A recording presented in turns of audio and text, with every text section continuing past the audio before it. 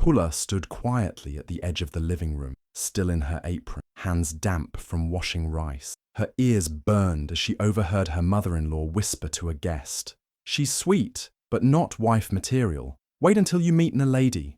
That girl is royalty ready." They didn't know she was listening. They didn't care. To them, she was just a placeholder, a temporary shadow in the picture. But that night, as Pula wiped her tears in the dark of her room, something changed.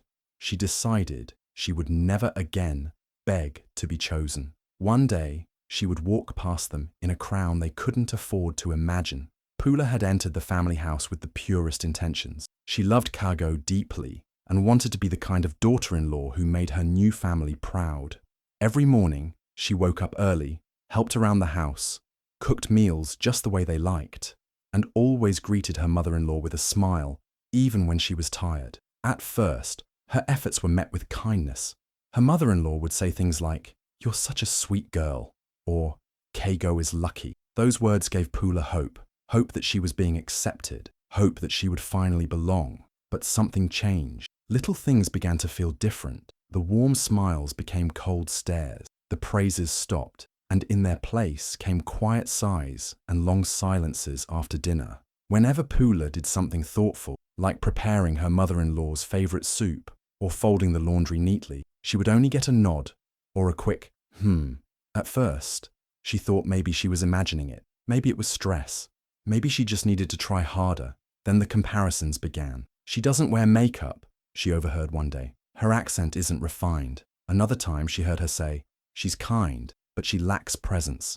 It hurt, but Pula stayed quiet. She believed that love could fix it all, that if she stayed respectful, things would get better. But the final blow came quietly, without warning. One afternoon, her mother-in-law sat across from her, folded her hands neatly, and said in a firm voice, "I'm inviting Naledi this weekend. She fits our bloodline better." Pula froze. Naledi, the daughter of her mother-in-law's friend, the one they always praised like she was born from royalty itself. Pula smiled weakly and nodded, but inside, her heart cracked. She had done everything right. She had been respectful, gentle, and loyal, and still, it wasn't enough. Not because she wasn't good, but because she wasn't who they wanted. That night, Pula lay in bed, staring at the ceiling, wondering when love had turned into a test, and why, no matter how hard she tried, she was always the one being replaced. The day Naledi arrived, everything in the house shifted. The air felt heavier. Even the way people walked and talked changed. Naledi walked in like she owned the space, her heels clicking on the floor, her perfume floating in the air before she even said a word.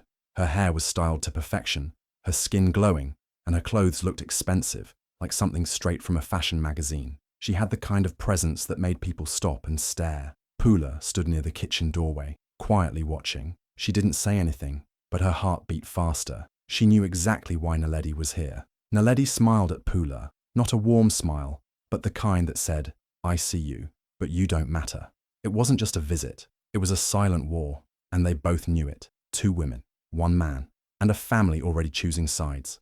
At dinner, things became even more clear. The table was beautifully set. Pula had helped cook the meal. Just like always, she brought out the dishes and placed them with care.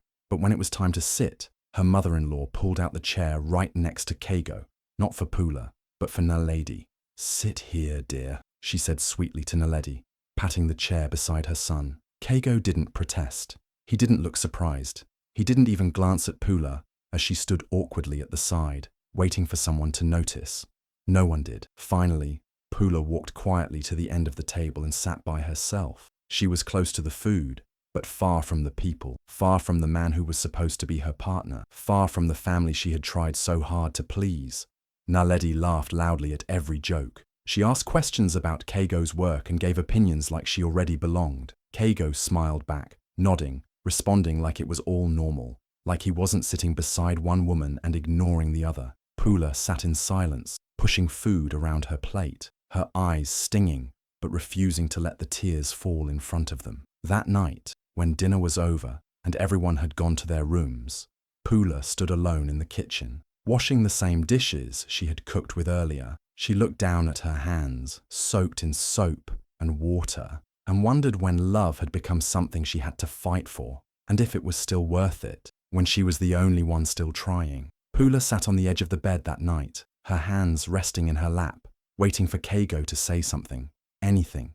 Her heart was heavy, and she didn't know how to hide the pain anymore. The dinner, the way his mother treated her, how Naledi was clearly being shown off, it all played in her mind like a movie she didn't want to watch. She looked at Keigo as he scrolled through his phone like nothing had happened. She waited, hoping he would notice her sadness, hoping he would finally speak up. "Keigo," she whispered, her voice barely holding steady.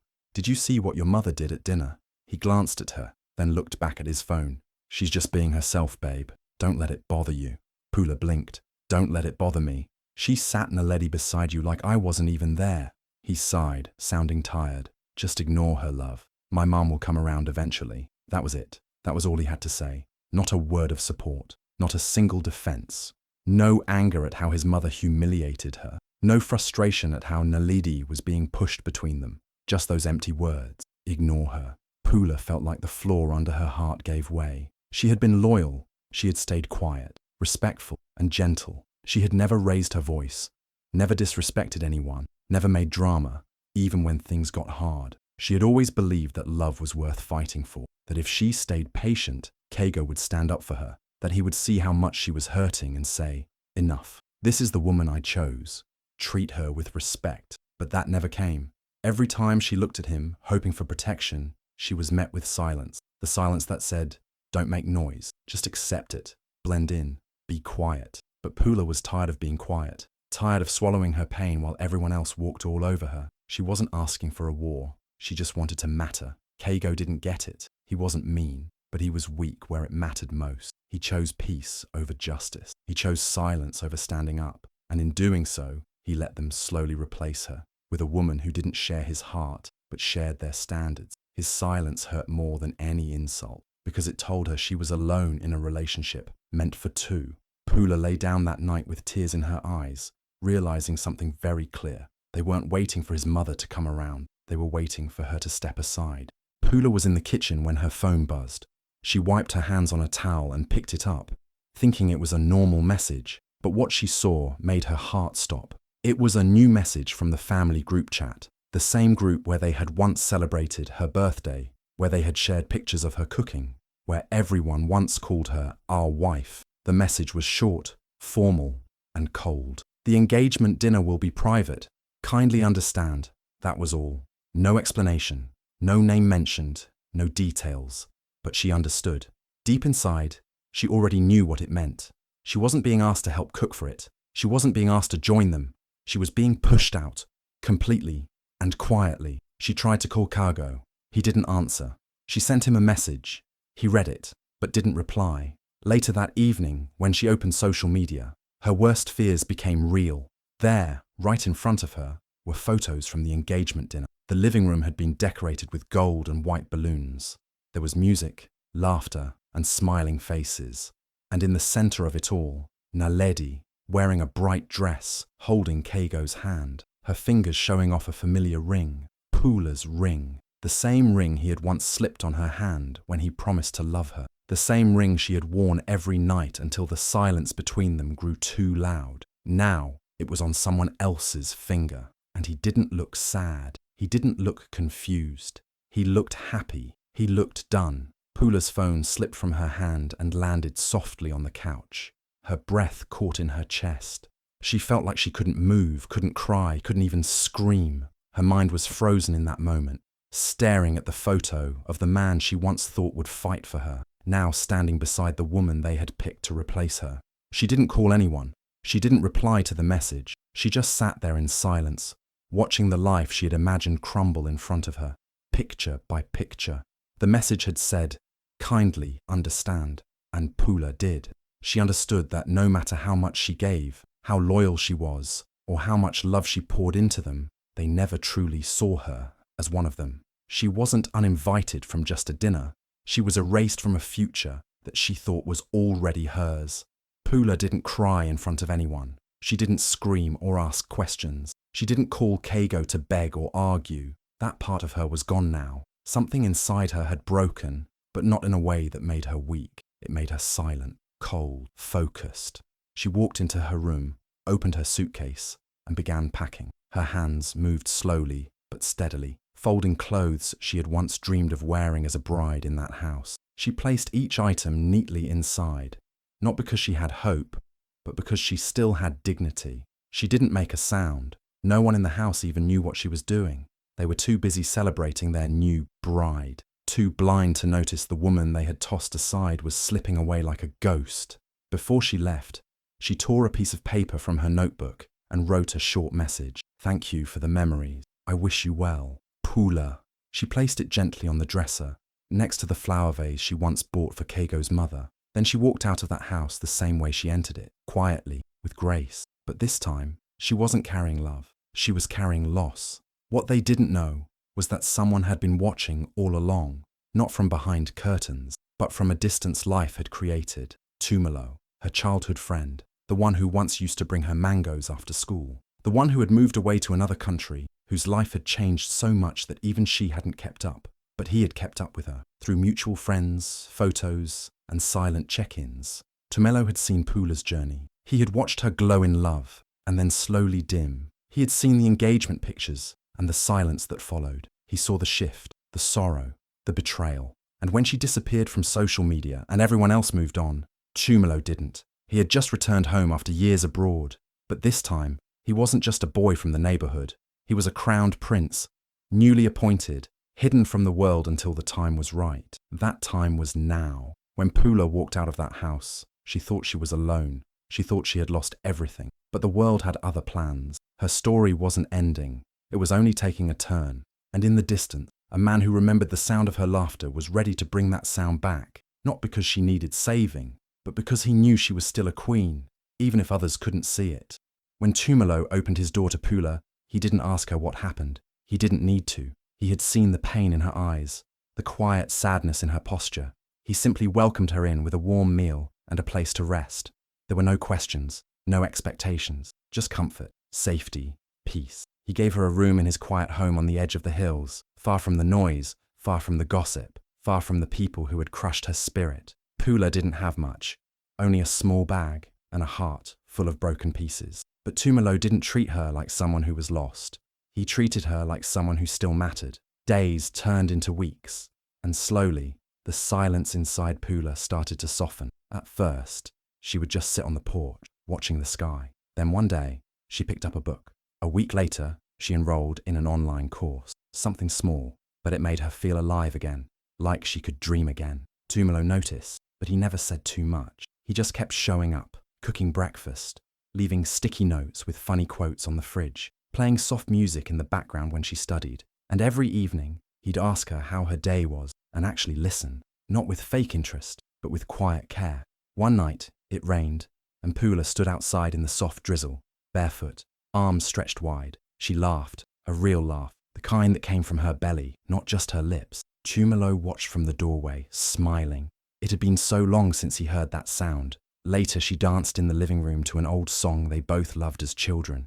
Tumelo clapped along, laughing. There was no romance in that moment, just joy, just friendship, a safe place to breathe again. For the first time in a long time, Pula looked at herself in the mirror and didn't feel ashamed. Her eyes were clearer. Her skin glowed a little more. And when she smiled, it wasn't half-hearted. It was full, wide, and honest. Tumelo never pushed her. He never asked for more than she could give. But his quiet support, his constant kindness, they became the soil where Pula's heart could grow again. And though she didn't say it out loud, she knew something important. He had given her more than shelter. He had given her back to herself. Months had passed, and Pula had become someone new. Or maybe she had just returned to who she truly was. The woman who used to hide her smile now laughed freely. The woman who once begged to be seen now walked with quiet confidence. Her days were filled with purpose, her nights with peace. She had no idea something even more beautiful was on the way. One sunny afternoon, Tumelo invited her for a walk in the garden behind his family home. The place was calm, full of flowers and soft wind. Pula thought it was just a normal day. She wore a simple dress and tied her hair up, not knowing anything special was planned. But as they walked through the garden path, she noticed a few familiar faces. Tumelo's aunt, a village elder, her former teacher, people who had watched her grow. Before she could ask why they were all there, Tumelo turned to her and gently took her hand. He looked into her eyes with a calmness she had never felt before. Pula, he said, I didn't bring you here to fix you, because you were never broken. You were only pushed aside by people who didn't see your worth. She stood still, unsure of what was happening. Then, quietly, with no cameras, no phones, no crowd, Tumalo got down on one knee. Her heart stopped. He didn't pull out a flashy ring. He didn't read a long speech. He simply spoke from the heart. Not because they broke you, he said softly, but because I've seen who you truly are. A woman who never needed a throne to carry herself like a queen. Tears filled Pula's eyes. Not the tears of pain she once cried, but tears of peace, of healing, of knowing someone finally saw her, fully, completely, without conditions. Everyone around them smiled, but no one clapped or shouted. It wasn't that kind of moment. It was soft, sacred, and real. Pula nodded, unable to speak. She reached down, took his hands, and helped him to his feet. And there, under the shade of a tree, surrounded by people who actually loved her, she said yes. Not because she needed a new title, but because for the first time, love felt safe. There were no news articles or flashing lights, no social media posts, just two hearts, finally in the right place, at the right time. And in that moment, Pula knew this was the love that wouldn't ask her to shrink, to fight, or to beg. This was the love that knew her value and cherished it. The wedding was like something out of a dream, not loud, not overdone, but powerful in every detail. It took place on royal grounds, with ancient trees standing tall like silent witnesses. Pula wore a gown made from rich African fabric, golden threads woven carefully into every layer. Her crown wasn't made of jewels, but tradition, passed down from generations before. The sun touched her skin like it knew it was blessing a queen. The sound of ancient drums echoed through the air as dancers performed with energy and grace. Elders blessed the couple. Children threw petals in the air. The entire celebration was filled with pride, heritage, and joy. Tumalo stood tall beside her, dressed in royal attire, his eyes only on Pula. He held her hand, not like she was someone to protect, but someone to honor. There were no influencers, no media, no live streaming, but someone, maybe a guest or a cousin, snapped a few photos and posted them online. And just like that, the internet exploded. People couldn't believe it. The comments came rushing in. Who is she? Look at that elegance. She looks like a real-life queen. Within hours, the photos were shared across social media. News outlets picked it up. Bloggers wrote about the mystery woman who married into royalty. They called her the bride who glowed with grace. But for Pula, it wasn't about attention. It wasn't about proving anything. Still, the pictures found their way to people who never expected to see them, including Keigo's mother. She saw the photos and almost dropped her phone. There was Pula, the same woman she had said wasn't wife material, standing tall, surrounded by kings and queens, honored by elders, and loved by a man who knew her true worth. The same woman she had tried to replace had become a symbol of strength and grace. And Naledi, no one talked about her anymore. Keigo's mother wanted to say something, but pride choked her. There was nothing left to say. Pula didn't post revenge quotes. She didn't tag anyone. She didn't even block them. She simply lived, fully, freely, and forward. She never looked back, because her story no longer lived in pain. It lived in peace, purpose, and power. She had been dismissed, disrespected, and replaced, but only for a moment, because what they thought was the end of her story was actually the beginning of her reign. One quiet afternoon, almost a year after her wedding, Pula was sitting in her office, reviewing plans for a new community center. Life had changed so much. Her days were filled with purpose, laughter, and peace. She had grown into herself, not just as a wife, but as a leader, a voice, a woman who finally knew her own worth. Then her assistant walked in with a small envelope. It was hand-delivered, she said softly, placing it on Pula's desk. Pula glanced at it. No name on the front, just her address written in shaky handwriting. She opened it slowly, curious but calm. Inside was a short, handwritten note. She recognized the handwriting immediately. It was from Keigo. "Forgive me," the note began. "I didn't see your worth. I do now. I was wrong." No long speech, no explanations, just a few words filled with guilt and regret. Maybe it had taken him a year to realize what he had lost.